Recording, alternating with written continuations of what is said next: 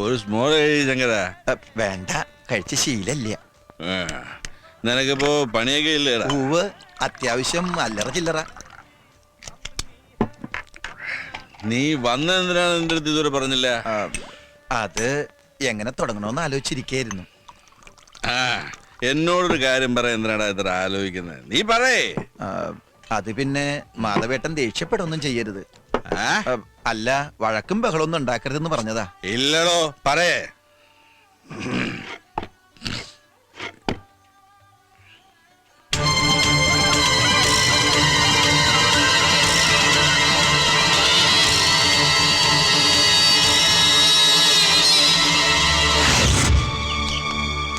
ഇതാണ് ആ ബംഗ്ലാവ്.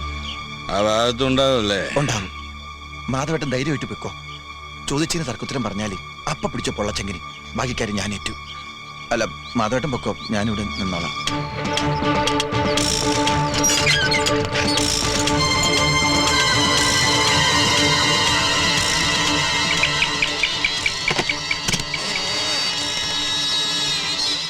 മുള്ളും മുള്ളും കൂടി ഇപ്പൊ കൂട്ടി മുട്ടും. നിങ്ങൾ പറയുന്നൊക്കെ കാര്യമാണ്. പക്ഷെ ഒന്ന് ഓർത്തു നോക്ക്, ഇത്രയും നന്നായി പഠിക്കുന്ന കുട്ടിയെ ജോലിക്ക് അയക്കുന്നതൊക്കെ വളരെ സങ്കടമല്ലേ? നിങ്ങൾ ഇവിടെ പ്രോത്സാഹിപ്പിച്ച് വേണ്ട ക്വാളിഫിക്കേഷൻ നൽകി വളർത്തിയെടുക്കുകയല്ലേ വേണ്ട മിസ്റ്റർ മാധവൻ? നിങ്ങളുടെ സാമ്പത്തിക ബുദ്ധിമുട്ട് അറിയാവുന്നത് കൊണ്ടുകൂടി പറയാണ്. മീനാക്ഷിയുടെ പഠിത്തത്തിന് എന്ത് ചെലവ് വന്നാലും ഞാനത് വഹിച്ചോളാം. അല്ല, അത് ഞാൻ മിസ്റ്റർ മാധവന്റെ ഇപ്പോഴത്തെ പ്രശ്നങ്ങളും എനിക്കറിയാം. ദേ കാശ്. സമയമായി. ഇത് വെച്ചോളൂ. അയ്യോ, സാരമില്ല. ഓ, വെച്ചോളൂ. ഈ മദ്യപാനമൊക്കെ നിർത്തി നല്ല രീതിയിൽ കഴിഞ്ഞൂടെ? താല്പര്യമുണ്ടെങ്കിൽ ചെറിയൊരു ജോലി ഞാൻ ശരിയാക്കാം എന്റെ കമ്പനി. ശരി സാർ. അപ്പൊ ഞാൻ അറിയിക്കാം. പൊയ്ക്കോളൂ.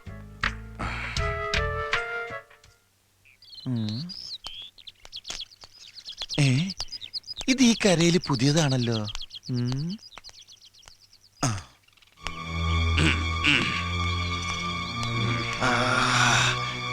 കണക്കിന് കൊടുത്തിട്ടുണ്ടാവും.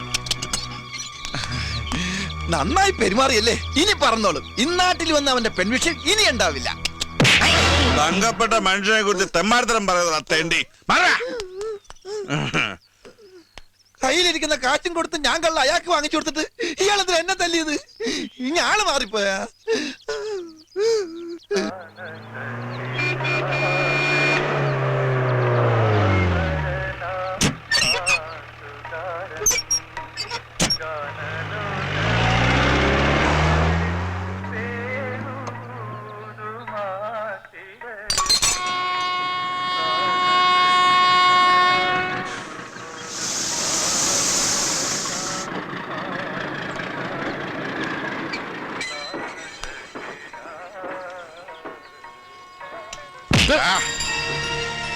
ഇനി മേലെ എന്റെ കുട്ടിയെ ചലഞ്ച് ചെയ്താ നിന്റെ കയ്യം വിട്ടും നായേ.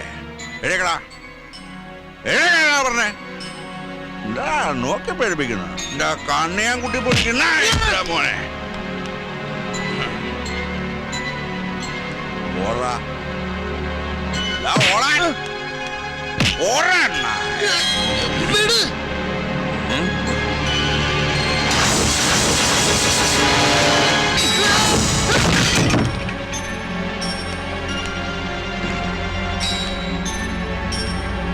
എന്താടാ?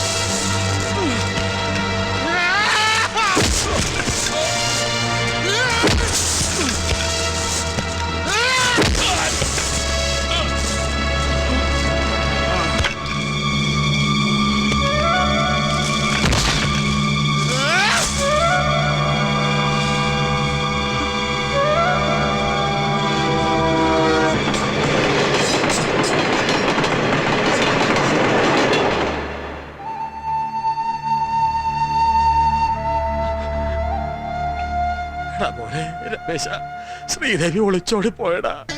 ഓള് കത്തെഴുതി വെച്ചിക്കണ്. മുരുക,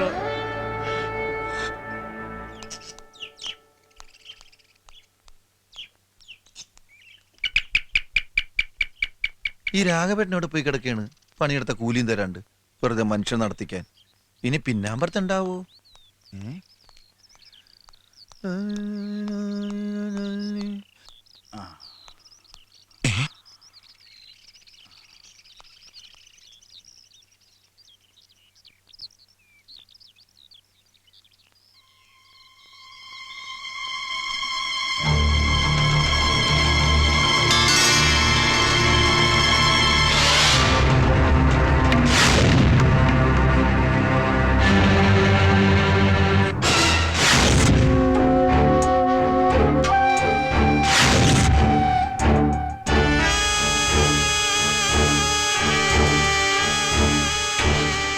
കണ്ടില്ലേ, ശരിക്കും കണ്ടില്ലേ? തീ പിടിച്ച്.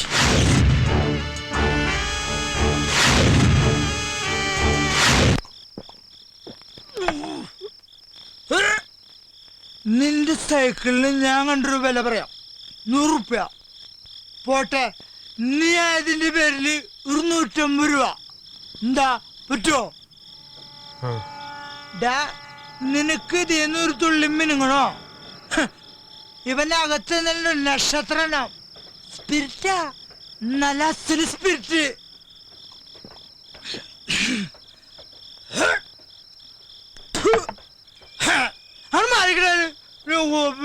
ആയിരിക്കണ മൊത്തം കാര്യം പെടുത്താ കത്തി കേൾക്കണോ?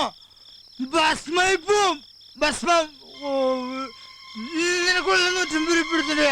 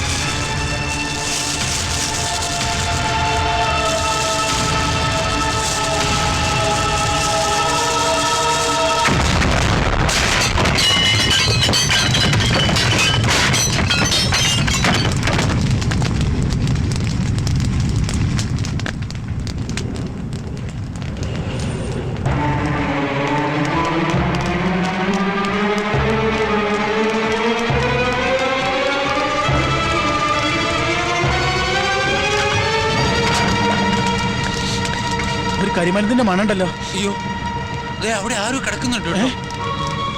നമ്മുടെ രമേശനല്ലത്? അതേ തോന്നുന്നു. വാടാ.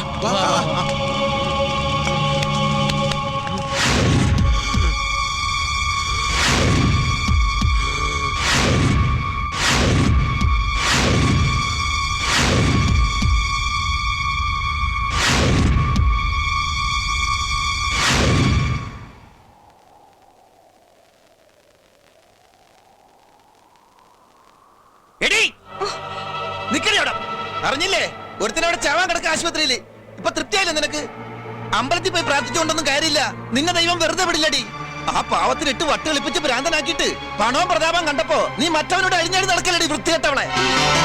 പുറമുള്ള ഈ തൊലിവെളിപ്പൊണ്ടൊന്നും കാര്യമില്ല. മനസ്സ് തന്നവണം, മനസ്സ്. നിന്നെ പോലെ നടക്കുന്നവർക്ക് എന്ത് മനസ്സ് അല്ലേ? എന്റെ രമേശനൊരു പാവ, പഞ്ചപാവം. അവനാറ്റ് എന്തെങ്കിലും സംഭവിച്ച നിന്നെ നിന്റെ പണക്കാരനെ ഞാൻ പച്ചയോടെ കത്തിച്ചളയും. ഓർത്തോ? അതിശയം തന്നെ കേട്ടോ. ആയുസിന്റെ വല്ലം തന്നെ. അല്ലാതെ എന്താ? എന്തായാലും ആ ചെക്കൻ രക്ഷപ്പെട്ടല്ലോ. ആരുടെ കാര്യം നിങ്ങൾ പറയണേ? ആ വേലാതിന്റെ ചെക്കൻ രമേശനെ ഇന്നലെ എന്തോ കുടിച്ച് ആശുപത്രിയിലാക്കിയതാ. എല്ലാരും കരുതി ചത്തുന്ന. ഇപ്പൊ ജീവൻ അപകടമില്ലാന്ന് കേൾക്കണു.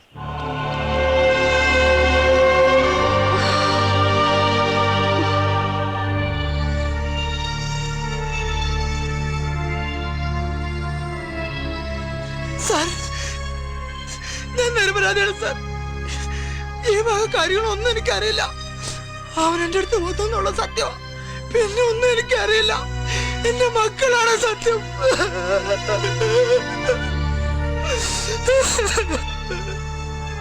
എന്തിനവനത് ചെയ്തു? അവൻ ചത്തില്ല അല്ലേ? അയാളും ചത്തില്ല, നീയും ചത്തില്ല. ദൈവത്തിന്റെ ഒരേ കളി. നീ ഇന്നലെ എന്ത് പണ്ടാരടങ്ങിയ സ്പിരിറ്റ് അടിച്ചു കയറ്റിയത്? ചത്തു പോകാഞ്ഞ ഭാഗ്യം. വിവരക്കേട് ചെയ്യാൻ ചാടി പുറപ്പെടുമ്പോ വിവരമുള്ള എന്നോടെങ്കിലും ഒന്ന് ചോദിച്ചൂടാ നിനക്ക്? അതൊരു പെണ്ണിന് വേണ്ടിട്ട്. അവൾ അവളുടെ പാട്ടിന് പോട്ടടാ. ഈ ഭൂമിയിൽ എന്തോരം പെണ്ണുങ്ങളുണ്ട്.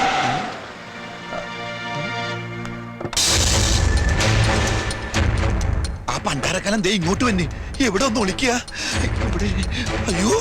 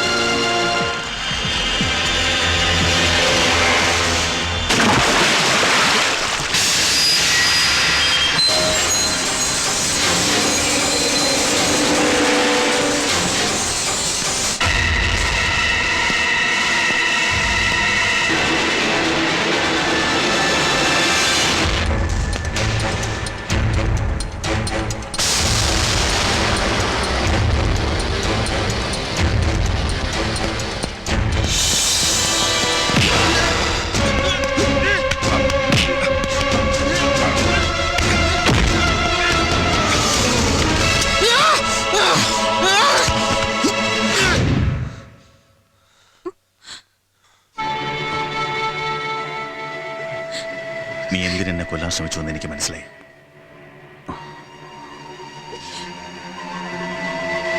എല്ലാം പറഞ്ഞോള്. എന്നെ കൊന്ന നിനക്ക് ഇവിടെ കിട്ടുമെന്ന് കരുതുന്നുണ്ടോ നീ? വിട്ടുതരാൻ മനസ്സിലെങ്കിലോ തിരിച്ചു പോകുമ്പോ ഇവിടെ ഞാൻ കൂടെ കൊണ്ടുപോവാ. എന്ത് ചെയ്യും നീ? പറടാ, എന്തറിയാം എന്നെ പറ്റി നിനക്ക്? ഞാൻ ആരാണ്? എവിടെ ജനിച്ചു? എങ്ങനെ ജീവിക്കുന്നു? അറിയോ നിനക്ക്? നിന്നെ പോലെ തന്നെയായിരുന്നു എന്റെ ചെറുപ്പവും. വേണ്ടപ്പെട്ടവരുണ്ടായിട്ടും സ്നേഹം എന്തെന്നറിയാതെ ഒരു അനാഥാലയത്തിനുള്ളിൽ എനിക്ക് ചെറുപ്പം കഴിച്ചു കൂട്ടേണ്ടി വന്നിട്ടുണ്ട്. അന്നൊരു താങ്ങും തണലും ആകുണ്ടായിരുന്നത് എനിക്ക് എന്റെ കൂടപ്പിറപ്പ് മാത്രമായിരുന്നു, എന്റെ നാൻസി മോൾ.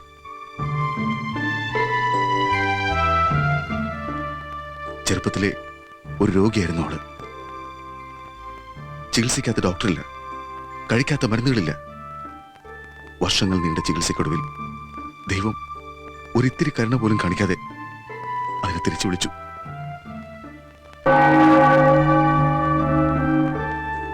ഇവിടെ വന്ന് ഈ കുട്ടിയെ കണ്ടപ്പോ എന്നെ നാൻസി മോളെ പോലെ തോന്നി. അവളുടെ സ്ഥാനത്ത് മാത്രമേ ഞാൻ അവളെ കണ്ടിട്ടുള്ളൂ. അല്ലാതെ നീ കരുതുന്ന പോലൊന്നും ഇല്ലടോ.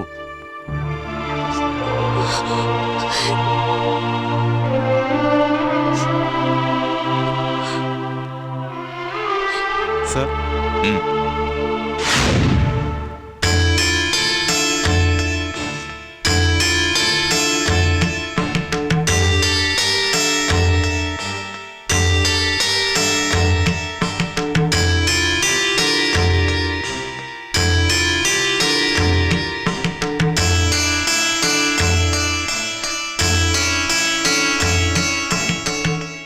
നിൽക്കുന്ന കണ്ടോ നിന്റെ കാക്കക്കർമ്മൻ?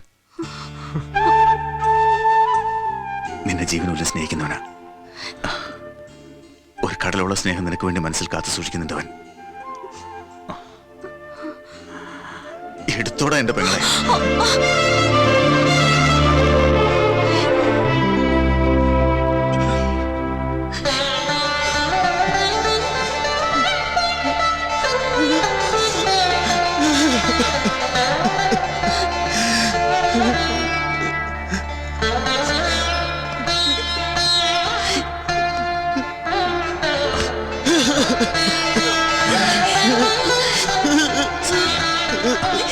കരയാതെ.